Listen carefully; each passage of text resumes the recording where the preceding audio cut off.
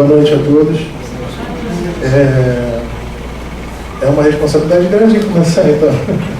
Bom, a proposta desse encontro aqui da gente, na Universidade Hélio Alonso, é a discussão sobre a questão da política do poder dentro da poesia e, especificamente, dentro da poesia visual. Na parte onde vocês veem lá a exposição, você vê vários poemas visuais trabalhando dentro dessa temática. Porém, seria interessante a gente conversar sobre não só essa possibilidade de estar se debatendo a política e o poder através do poema visual, mas também a própria experiência do poema visual em pleno século XXI. A gente sabe que o poema visual ele não começa recente, ele começa bem distante mesmo.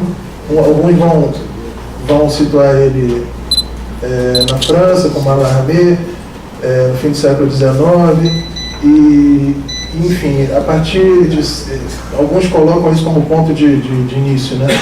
Mas, a partir desse momento que nós podemos colocar como ponto de inicial, a gente vê uma série de tentativas de retrabalhar a palavra, e não só retrabalhar a palavra no seu máximo possível, na sua possibilidade mais esticada, mais fragmentada, mais replanejada, retrabalhada, repensada, mas trabalhar também a questão da imagem, não só a palavra, mas a imagem. A gente tem que lembrar que no fim do século XIX, com a invenção da fotografia, a gente tem um começo de um novo tipo de arte, né? A gente tem a arte sendo até então trabalhada no sentido da pintura, do quadro, do autorretrato, do trabalho do artista retratando em tela, em suas pinturas, de forma poética, a realidade, mas quando a fotografia é inventada, nós temos um declínio as próprias artes plásticas têm que também se reinventar. Então não é à toa que a gente vê surgir movimentos dentro da pintura, como o surrealismo, como tentativas de saída do retratar a realidade. Porque para se retratar a realidade já se tem a fotografia, já foi inventada a fotografia. Em momentos posteriores, a própria fotografia vai perceber que ela não retrata totalmente a realidade, ela é um ângulo de percepção do artista. Ela capta um momento, ela capta um ângulo, uma percepção, e não o real como um todo, né?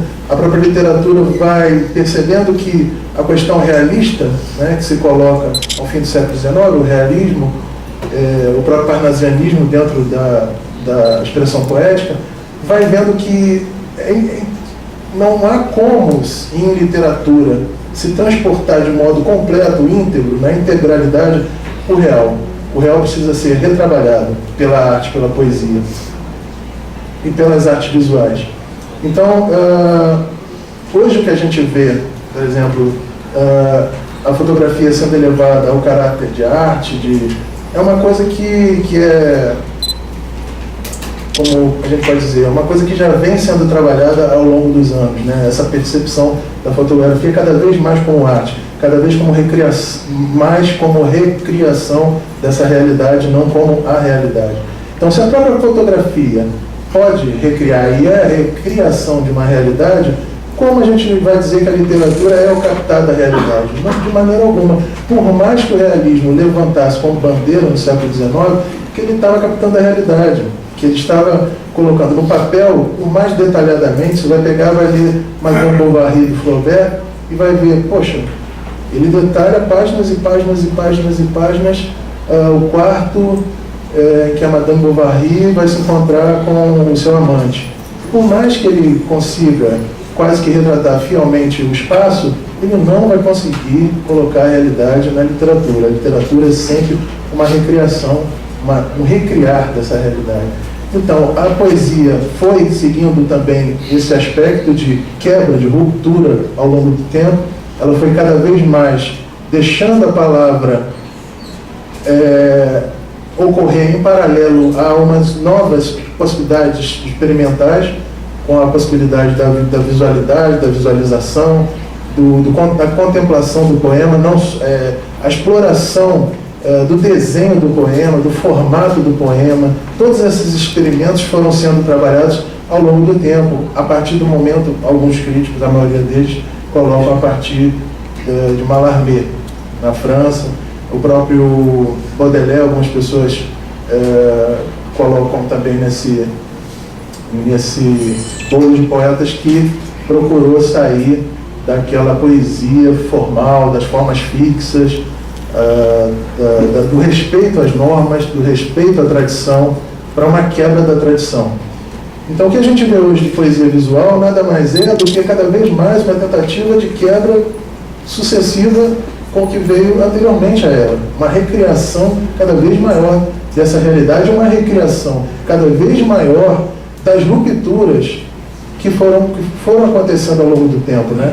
A gente vê que no Brasil nós tivemos o modernismo, que rompe com a estética parnasiana e rompe com todo tipo de formalidade, traz a linguagem oral para a poesia, que era uma coisa vista com péssimos olhos, e rompe com toda essa tradição que era representada basicamente, não somente, mas basicamente pelo parnasianismo. Claro que também rompe com outros movimentos, como o próprio simbolismo brasileiro.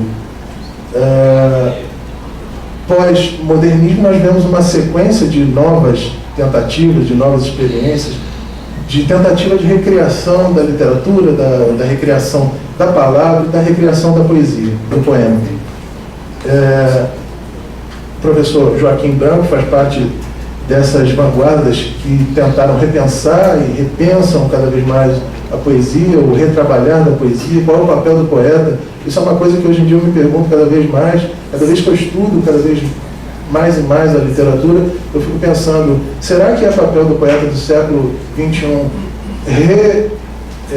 fazer o que já foi feito, quer dizer, ser um clone, de repente, das vanguardas que me antecederam? Eu creio que não. Acho que o grande desafio é tentar, se possível for, não sei até que ponto será e quem vai dar esse passo e quantos vão dar, é tentar esticar ainda mais essas experimentações. Quanto mais as experimentações forem adiante, melhor. A gente tem notícias hoje em dia, por exemplo, do professor Eduardo Kac, poeta conhecido na década de 80, movimento pornô, né, erótico, pornô, da poesia pornô, que hoje em dia faz experimentações com poemas que acendem, apagam, como, por exemplo, também faz o Arnaldo Antunes, que também faz experiências em poesias que não são propriamente palavras impressas, não são imagens, mas são o quê? São luzes que se acendem, que se apagam, formando palavras, ou letras, ou outras coisas. Então, o poeta ele é livre e tem a liberdade de criação. Quanto mais a gente criar e recriar a possibilidade poética, melhor. E eu acho que é o papel do poeta na atualidade, dentro da poesia, e a poesia visual é uma dessas possibilidades, de continuar a inovar dentro do trabalho poético. Inovar de que formas? Trazendo temáticas que não foram ainda trabalhadas, trazer, de repente, a questão política, social, como está se trazendo nessa amostra que está sendo feita aqui na faculdade, com o trabalhar dessas temáticas que até então a poesia visual, de certa forma, trabalha, mas que a gente está cada vez mais trazendo até os temas de hoje para essa poesia. Uma coisa muitíssimo interessante que eu vejo na atualidade, por exemplo, que me chamou bastante a atenção, foram os poemas que eu vi, não só do Cello, acho que o Cello é um dos que fizeram isso, que é o soneto visual.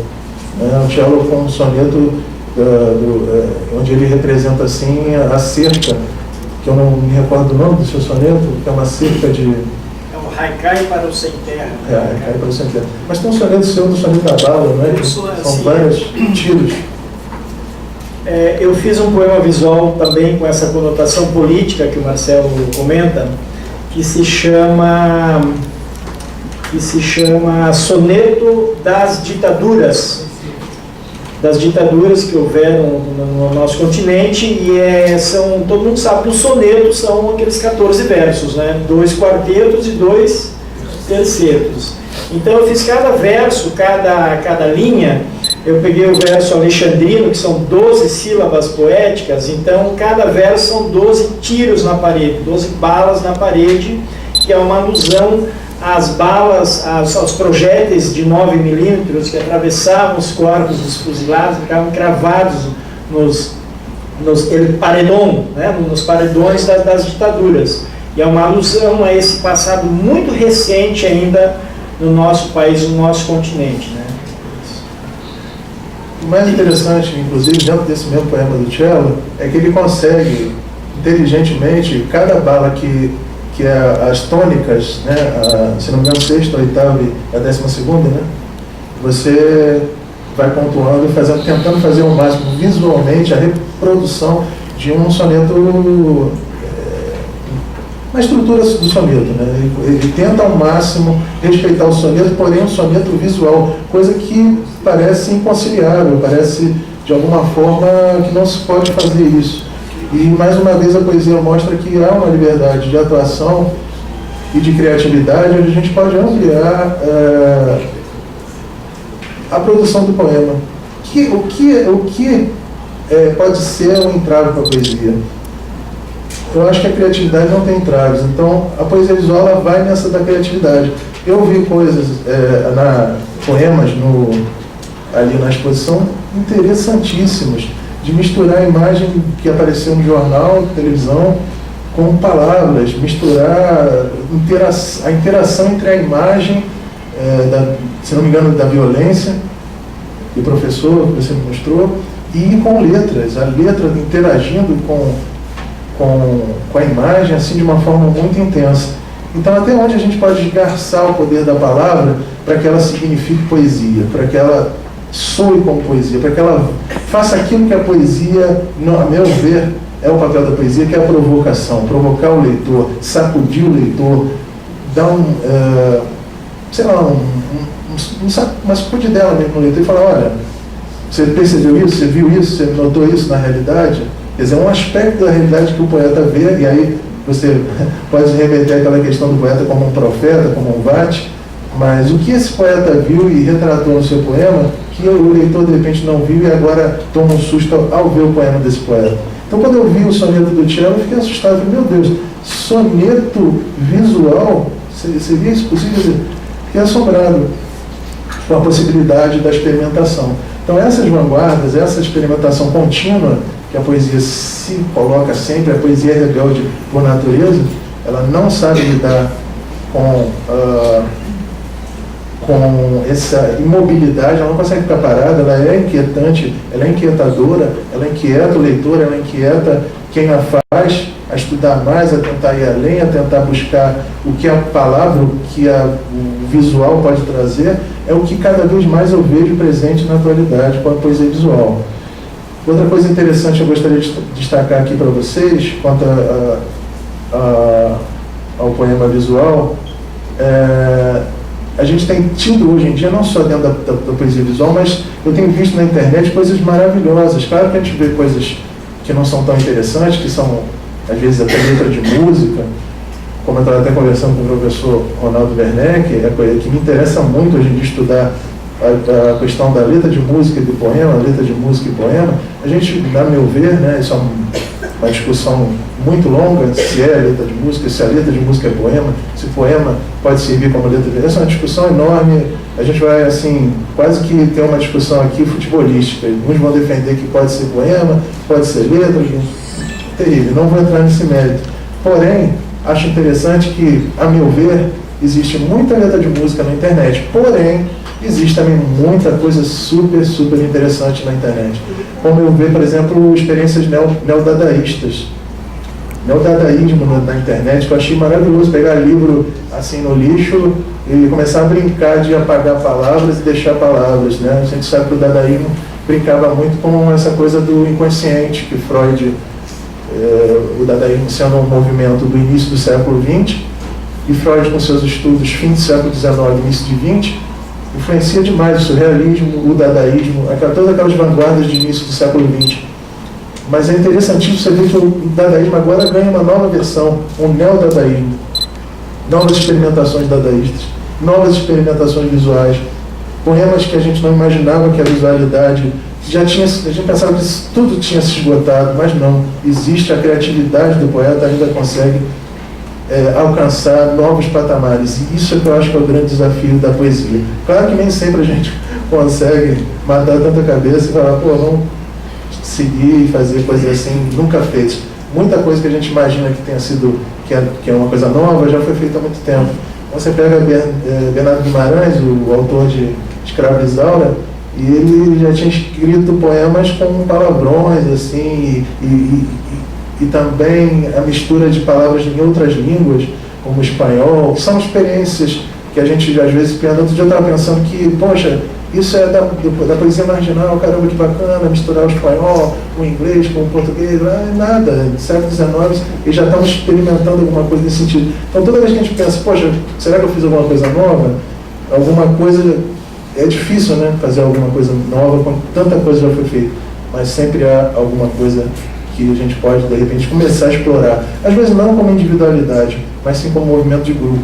Às vezes um poeta, as conversações que nós temos entre nós, poetas, acende luzes. De repente eu estou conversando, meu novo livro, Máquina Mundi, como tem influência do Thiago de Barros nele, é uma influência declarada, não tenho qualquer pudor. Eu acho que isso é o que, pelo contrário, o que faz o movimento cada vez crescer e se melhorar enquanto movimento é esse diálogo entre os poetas, os diálogos que aparecem depois dos saraus.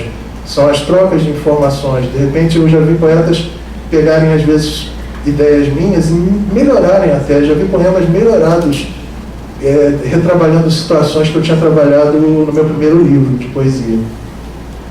Então é isso que é interessante destacar aqui. Como a gente pode, enquanto movimento, enquanto conversas despropositadas, informais, como a gente se influencia e como a gente troca informação interessante para fazer coisas bem, não sei se originais, mas bem relevantes, bem diferentes do que até então vinha se fazendo.